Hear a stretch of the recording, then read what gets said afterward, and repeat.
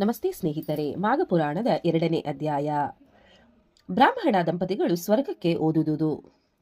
ಕೈಲಾಸದಲ್ಲಿ ಮಂಗಳಕರನಾದ ಶಿವನು ಪಾರ್ವತಿಗೆ ಮಾಘಸ್ನಾನದ ಮಹಿಮೆಗಳನ್ನು ಹೇಳಿ ಬಳಿಕ ಅದಕ್ಕೆ ನಿದರ್ಶನವಾಗಿ ಒಬ್ಬ ಬ್ರಾಹ್ಮಣ ಹೆಂಗಸು ಮಾಘಸ್ನಾನ ಮಾಡಿ ಪಾಪಮುಕ್ತಳಾಗಿ ತನ್ನ ಪತಿಯೊಂದಿಗೆ ವಿಷ್ಣು ಲೋಕವನ್ನು ಸೇರಿದಳು ಎಂದು ಹೇಳಲು ಪಾರ್ವತಿಯು, ಸ್ವಾಮಿ, ಆ ಬ್ರಾಹ್ಮಣ ಹೆಂಗಸು ಯಾರು? ಅವಳು ಮಾಡಿದ ಪಾಪಗಳಾದರೂ ಯಾವುವು? ಅದು ಮಾಘಸ್ನಾನ ಮಾತ್ರದಿಂದಲೇ ಹೇಗೆ ಪರಿಹಾರವಾಗಿ ಅವಳು ತನ್ನ ಗಂಡನೊಂದಿಗೆ ವಿಷ್ಣು ಲೋಕವನ್ನು ಸೇರಿದಳು ಎಂಬುದನ್ನು ವಿವರವಾಗಿ ಹೇಳುವಂತವನಾಗು ಎಂದು ಈಶ್ವರನನ್ನು ಕೇಳಿಕೊಂಡಳು. ಪಾರ್ವತಿಯ ಮಾತುಗಳನ್ನು ಕೇಳಿ ಪರಮೇಶ್ವರನು ಕತೆ ಹೇಳತೊಡಗಿದನು. ಬಹು ಹಿಂದೆ ಸೌರಾಷ್ಟ್ರ ದೇಶದಲ್ಲಿನ ಒಂದು ಗ್ರಾಮದಲ್ಲಿ ವೇದಾಂಗಗಳನ್ನು ತಿಳಿದವನು, ನೇಮನಿಷ್ಠಾವಂತನೂ ಸಜ್ಜನ ಪೋಷಕನೂ ಆದ ಸುದೇವನೆಂಬ ಒಬ್ಬ ಬ್ರಾಹ್ಮಣನಿದ್ದನು. ಅವನಿಗೆ ಹಲವು ಶಿಷ್ಯರಿದ್ದರು. ಅವರೆಲ್ಲರಿಗೂ ತಮ್ಮ ಗುರುವಿನ ಮೇಲೆ ಅಪಾರ ಪ್ರೀತಿ ಇದ್ದಿತ್ತು. ಬ್ರಹ್ಮಜ್ಞಾನಿಯಾದ ಆ ಬ್ರಾಹ್ಮಣನನ್ನು ಎಲ್ಲರೂ ಸೇವಿಸುತ್ತಿದ್ದರು. ಅವನಿಗೆ ಸ್ವಲ್ಪ ಆಯಾಸವಾದರೂ ಸರಿ ಎಲ್ಲರೂ ಆರೈಕೆ ಮಾಡುತ್ತಿದ್ದರು. ಬ್ರಾಹ್ಮಣನಿಗೆ ಒಬ್ಬಳು ಅಪರೂಪ ಲಾವಣ್ಯವತಿಯಾದ ಮಗಳಿದ್ದಳು. ಅವಳಿಗೆ ಮದುವೆ ವಯಸ್ಸು ಬಂದಿತ್ತು. ಅವಳು ಬುದ್ಧಿವಂತಳು, ತೇಜಸ್ವಿನಿಯೂ ಆಗಿದ್ದಳು. ಅವಳ ಮುಖ ಸುಂದರವಾಗಿತ್ತು, ಕಣ್ಣುಗಳು ಹೊಳೆಯುತ್ತಿದ್ದವು. ಅವಳ ತಲೆಗೂದಲು ಉದ್ದವಾಗಿತ್ತಿತ್ತು. ಅವಳ ಇಂಪಾದ ಕಂಠ ಕೇಳಿದವರಿಗೆ ಹಿತ ನೀಡುತ್ತಿತ್ತು. ಬ್ರಾಹ್ಮಣನು ಅವಳ ವಿವಾಹ ಕುರಿತು ಚಿಂತಾಕ್ರಾಂತನಾಗಿದ್ದನು. ಅವಳನ್ನು ಸತ್ಪತ್ರನಾಯಿಗೆ ಕೊಡಲು ತೀರ್ಮಾನಿಸಿದ್ದನು. ವರನಿಗಾಗಿ ಎಲ್ಲೆಲ್ಲೂ ಶೋಧಿಸುತ್ತಿದ್ದನು. ಒಂದು ದಿನ ಬ್ರಾಹ್ಮಣನ ಶಿಷ್ಯನೊಬ್ಬನು ತನ್ನ ಗುರುವಿನ ಪೂಜಾ ಕಾರ್ಯಗಳಿಗೆಂದು ವಿಧ ವಿಧ ಪುಷ್ಪಗಳನ್ನು ತರಲು ಸಲುವಾಗಿ ಕಾಡಿನ ಕಡೆ ಹೊರಟನು. ಅವನು ಹೊರಟ ಗಳಿಗೆಯಲ್ಲಿ ಅಲ್ಲಿಯೇ ಆಟವಾಡುತ್ತಿದ್ದ ಬ್ರಾಹ್ಮಣನ ಮಗಳು ಅವನನ್ನೇ ಹಿಂಬಾಲಿಸಿದಳು. ಶಿಷ್ಯ ಒಳ್ಳೊಳ್ಳೆ ಹೂಗಳನ್ನು ಸಿಗುವ ಸರೋವರ ತೀರ ಸಿಗುವವರೆಗೂ ನಡೆದು ಬಂದನು. ಅಲ್ಲೊಂದು ಸರೋವರ ಕಾಣಿಸಿತು. ಅದರ ತೀರದಲ್ಲಿ ಬಗೆ ಬಗೆಯ ಪುಷ್ಪ ವೃಕ್ಷಗಳಿದ್ದವು. ಶಿಷ್ಯನಿಗೆ ಸಂತೋಷವಾಯಿತು. ಸರೋವರದ ಪರಿಸರ ಮನಕ್ಕೆ ಆಹ್ಲಾದ ನೀಡಿತ್ತು. ಸರೋವರದಲ್ಲಿ ಕಮಲದ ಹೂಗಳು ಹರಳಿ ನಿಂತಿದ್ದವು. ಅಲ್ಲೊಂದು ಇಲ್ಲೊಂದು ಕೋಗಿಲೆಯ ಇಂಪಾದ ದನಿ ಮನಸ್ಸಿಗೆ ಮುದ ನೀಡುತ್ತಿತ್ತು. ಪಕ್ಷಿಗಳ ಚಿಲಿಪಿಲಿ ಗಾಯನ ಸ್ಥಳವನ್ನು ಬಿಟ್ಟು ಹೋಗದಂತೆ ತಡೆಯುತ್ತಿತ್ತು. ಶಿಷ್ಯನು ತಾನು ತಂದಿದ್ದ ಹೂವಿನ ಬುಟ್ಟಿಗೆ ಒಂದೊಂದೇ ಹೂಗಳನ್ನು ಹಾಕಿಕೊಳ್ಳುತ್ತಾ ನಡೆದನು. ಅವನನ್ನೇ ಹಿಂಬಾಲಿಸುತ್ತಾ ಬಂದಿದ್ದ ಬ್ರಾಹ್ಮಣನ ಮಗಳಿಗೆ ಆ ಸ್ಥಳದ ಪ್ರಶಾಂತತೆ, ಮನಮೋಹಕತೆ ಕಾಮವಶಗಳನ್ನಾಗಿಸಿತು. ಅದುವರೆಗೂ ಸುಮ್ಮನಿದ್ದ ಅವಳು ಬ್ರಾಹ್ಮಣನ ಶಿಷ್ಯನ ಬಳಿಗೆ ಓಡಿಬಂದು, ಓ ಪುರುಷನೇ, ಇದೊಂದು ಸುಂದರ ಅರಣ್ಯ. ಇಲ್ಲಿರ ಪ್ರಶಾಂತತೆ ನನ್ನನ್ನು ಆಕರ್ಷಿಸಿ ನಿನ್ನಲ್ಲಿ ಸೇರಿಕೊಳ್ಳುವ ಆತುರವನ್ನು ತರುತ್ತಿದೆ. ನೀನಾದರೂ ಉತ್ತಮ ಶರೀರವನ್ನು ಪಡೆದು ಸುಂದರಾಂಗನಾಗಿರುವೆ. ಇಲ್ಲಿ ಯಾರೂ ಇಲ್ಲ, ನಾವಿಬ್ಬರೇ ಇದ್ದೇವೆ. ಇಬ್ಬರಿಗೂ ಯೌವನ ಪ್ರಾಪ್ತಿವಾಗಿದೆ. ಯೌವನ ಸಹಜವಾಗಿಯೇ ನಾನು ನಿನ್ನನ್ನು ಬಯಸುತ್ತಿದ್ದೇನೆ. ಬಾ, ನನ್ನನ್ನು ಆಲಂಗಿಸಿ ನನ್ನ ದೇಹ ಬಾಧೆಯನ್ನು ತೀರಿಸು. ಒಂದು ನಿಮಿಷವೂ ತಡಮಾಡಬೇಡ. ಕಾಮಾಗ್ನಿ ನನ್ನನ್ನು ಸುಡುತ್ತಿದೆ. ನನ್ನನ್ನು ತಬ್ಬಿ ಅದನ್ನು ಹಾರಿಸು ಎಂದು ಒಂದೇ ಸಮನೆ ಹೇಳಿದಳು. ಶಿಷ್ಯನಿಗೆ ಇದು ಅನಿರೀಕ್ಷಿತವಾಗಿತ್ತು. ಅವನು ಒಂದು ಕ್ಷಣ ನಡುಗಿಯೇ ಹೋದನು. ವಾಸ್ತವ ಲೋಕವನ್ನು ತಿಳಿಯುವುದೇ ತಡವಾಯಿತು. ಒಂದು ನಿಮಿಷದಲ್ಲಿ ತನ್ನ ಚಿತ್ತವನ್ನು ಸಮಸ್ಥಿತಿಗೆ ತಂದುಕೊಂಡು, ಗುರುಪುತ್ರಿ, ನೀನು ಹೇಳಿದುದು ನಿನಗೆ ಸರಿಯಾಗಿ ತೋರುತ್ತಿದೆಯೇ? ಕಾಮನ ಬಾಣಗಳಿಗೆ ಬಲಿಯಾಗಿ ಸೋದರ ಸಮಾನನಾದ ನನ್ನನ್ನು ಬಯಸುತ್ತಿದ್ದೀಯೇ? ಬಿಡು ಬಿಡು, ಇಂತಹ ಏಹಕೃತ್ಯಕ್ಕೆ ನನ್ನನ್ನೆಳೆಯಬೇಡ. ನೀನು ಸಂಯಮ ತಾಳಿ ಬೇಗನೆ ಇಲ್ಲಿಂದ ಹೊರಟು ಹೋಗು. ಒಂದು ವೇಳೆ ನಾವೇನಾದರೂ ಪರಸ್ಪರ ಒಂದಾದರೆ ಬಳುಪುರ ದುಃಖಿಗಳಾಗಿ ಕಡೆಗೆ ನರಕದಲ್ಲಿ ಹಿಂಸೆಗೊಳಗಾಗುತ್ತವೆ. ನನ್ನ ಗುರುಗಳು ನನ್ನ ಮೇಲೆ ಸಿಟ್ಟಾಗಿ ಶಪಿಸುವರು. ನೀನಾದರೂ ನನ್ನನ್ನು ಬಲವಂತ ಮಾಡದೆ ನಿನ್ನ ತಂದೆ ನಿನಗಾಗಿ ಅರಸುವುದರೊಳಗೆ ಆಶ್ರಮವನ್ನು ಸೇರಿಕೋ ಎಂದು ಉತ್ತರಿಸಿದನು. ಆದರೆ ಬ್ರಾಹ್ಮಣನ ಮಗಳು ಅವನ ಮಾತು ಕೇಳಲಿಲ್ಲ. ತನ್ನ ಮಾತು ಮುಂದುವರಿಸಿ, ಅಯ್ಯ ಯುವಕನೇ, ನಿನ್ನೆಲ್ಲೋ ಒಬ್ಬ ಮೂರ್ಖ. ತಾನಾಗಿ ಹೊಲಿದು ಬಂದ ಕನ್ಯೆಯನ್ನು ಯಾವನೂ ಬೇಡ ಎಂದು ಹಿಂದಕ್ಕಟ್ಟುವುದಿಲ್ಲ, ನಿರಾಕರಿಸುವುದಿಲ್ಲ. ತನ್ನ ಭಾಗ್ಯ ಎಂದು ಬರಮಾಡಿಕೊಳ್ಳುವನು. ಹೀಗೇನು ಕಾಲಮಿಂಚಿಲ್ಲ. ನೀನು ಬೇಗನೆ ನನ್ನೊಡನೆ ರಮಿಸದಿದ್ದರೆ ನಾನು ಇಲ್ಲಿಯೇ ಪ್ರಾಣ ಬಿಡುತ್ತೇನೆ. ಆಗ ನೀನೊಬ್ಬನೇ ಆಶ್ರಮ ಸೇರುತ್ತೀಯೇ. ಗುರುಗಳು ಆಗಲೂ ನಿನ್ನನ್ನು ಶಪಿಸದೆ ಬಿಡರು. ಬೇಗನೆ ನಿರ್ಧರಿಸು. ನಾನಂತೂ ನಿನ್ನೊಂದಿಗೆ ಕೂಡದೆ ಜೀವಸಹಿತ ಇರಲಾರೆ. ನಾನು ಒಂದು ವೇಳೆ ಜೀವ ತೊರೆದರೆ ಆ ಪಾಪವು ನಿನ್ನನ್ನು ಸುತ್ತಿಕೊಳ್ಳುವುದು ಎಂದು ಬಿಟ್ಟಳು. ಬ್ರಾಹ್ಮಣನ ಮಗಳು ಇಷ್ಟು ದೂರ ಮಾತನಾಡಿದ ಬಳಿಕ ಬ್ರಾಹ್ಮಣನ ಶಿಷ್ಯ ಅವಳ ಆಸೆ ತೀರಿಸಲು ಮುಂದಾದನು.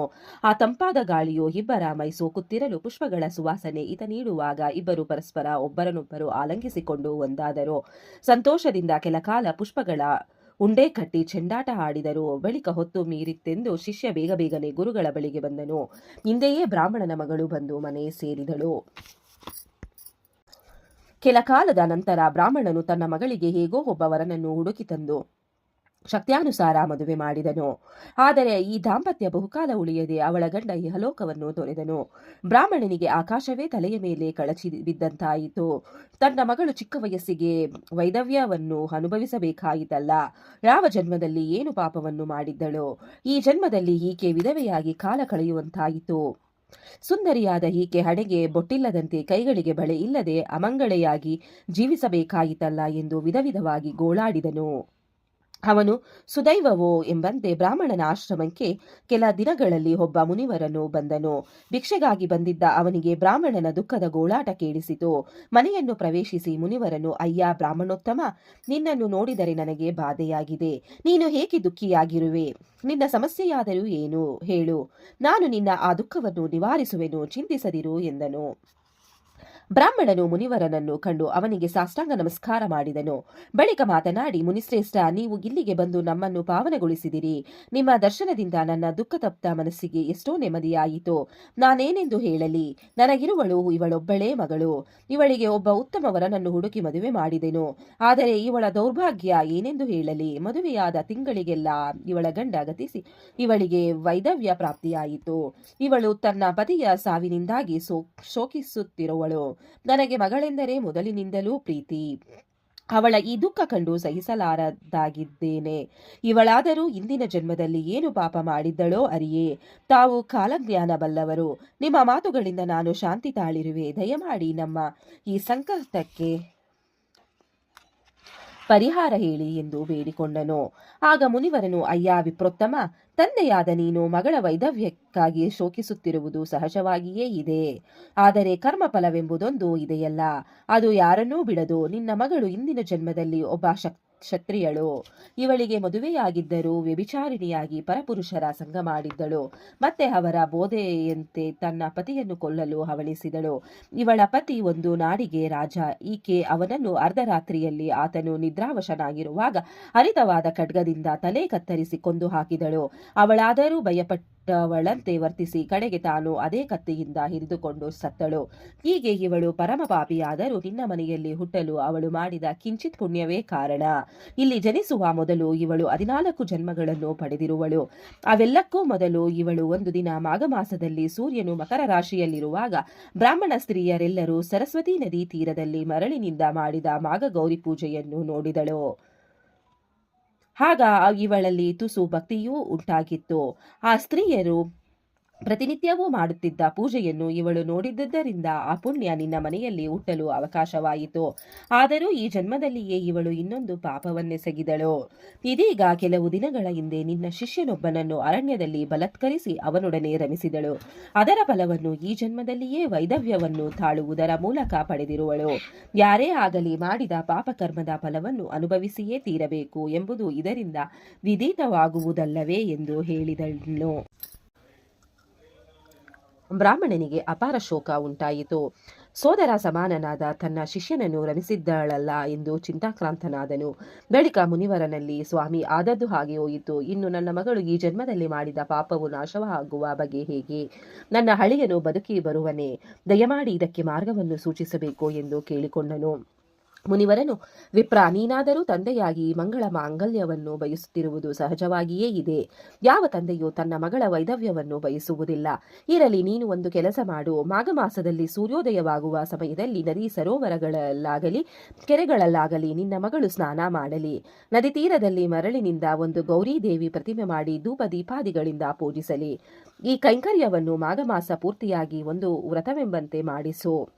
ಆಗ ನಿನ್ನ ಮಗಳು ಇದುವರೆಗೆ ಮಾಡಿರುವ ಪಾಪಗಳು ನಾಶವಾಗುವವು.